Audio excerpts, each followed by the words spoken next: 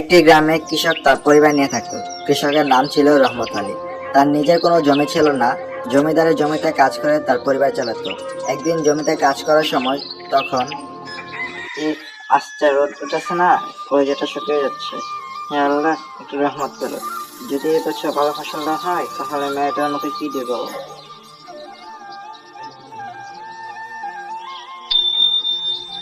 এ কি ঠং করে কি শব্দ হলো? মাটির নিচে কি পাথরের নিচে আটকে গেল নাকি? একটু খুঁড়ে দেখি তো। ওরে বাবা রে, এইদিকে সোনার হাড়ি! এত সোনা তো আমি জীবনেও দেখিনি। এই সোনাগুলো বেচে তো আমি একটি রাজপ্রাসাদে কিনতে পারবো, আমার সব অভাব দূর হয়ে যাবে। উফ, না না রহমত, লোভ করিস না। এই জমিটা তো জমিদার বাবুর, আর এই সোনাগুলো তো আমার কষ্টে কামাই না। পরধন মানিয়ে বিষ। আমি এখন এই জমিদারের কাছে এই সোনাগুলো নিয়ে যাচ্ছি। কি ব্যাপার রহমত, কাজ ফেলে এখানে কি? আর তোমার হাতে এই কলসিটা কি দেখা যাচ্ছে? হুজুর, আপনার হাতে কাজ করার সময় হঠাৎ করে এই কলসিটা পেলাম, ভরভর্তি কলসি। এই কলসি শুধুমাত্র আপনার আমানত, আপনি বুঝে নিন।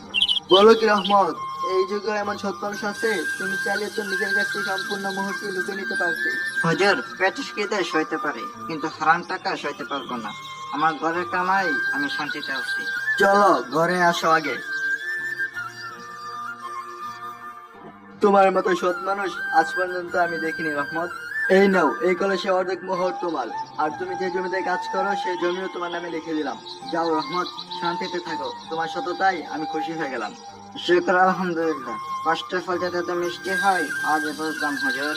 আর রহমত তার সততার কারণে সুখে শান্তিতে তার পরিবার নিয়ে বসবাস করতে লাগলো। তো বন্ধুরা, এই গল্প থেকে আমরা কি শিখতে পারলাম?